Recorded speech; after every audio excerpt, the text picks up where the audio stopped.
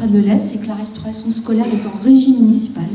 C'est-à-dire qu'on a la maîtrise, on va dire quasi totale, de ce qu'on met dans les assiettes des enfants, ce qui n'est de loin pas le cas dans toutes les communes. Beaucoup de communes sont en délégation de service public avec des prestataires, et donc les conséquences ne sont pas exactement les mêmes.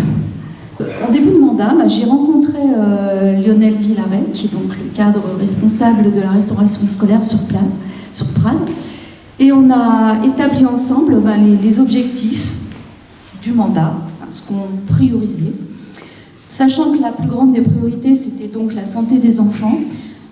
Aujourd'hui, il y a malheureusement beaucoup de pesticides, de perturbateurs endocriniens dans l'alimentation. C'est un véritable sujet de santé publique. Donc pour nous, c'était vraiment la priorité. Une autre priorité était de soutenir l'agriculture locale, réduire le gaspillage, donc aussi bien en production, c'est-à-dire en cuisine, c'est-à-dire produire les justes quantités, et à table. Donc là, c'est le boulot de nos animateurs de faire goûter les enfants et d'éviter tout gaspillage. Ensuite, diversifier les apports en protéines. Ça, c'est une recommandation du GMRCL, donc c'est une recommandation de l'État.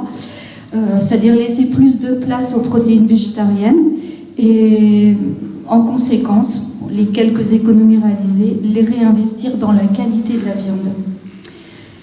Et ensuite, conserver bien sûr une tarification accessible aux familles.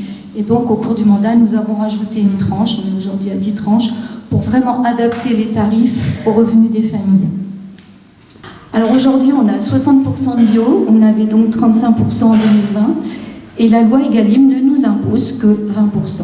Et c'est vrai qu'il y a beaucoup de restauration scolaire, notamment dans celles qui sont en délégation de service public, qui sont autour de 20-25% en France, c'est la moyenne. Donc on est quand même très au-dessus. On a 70% d'aliments durables labellisés.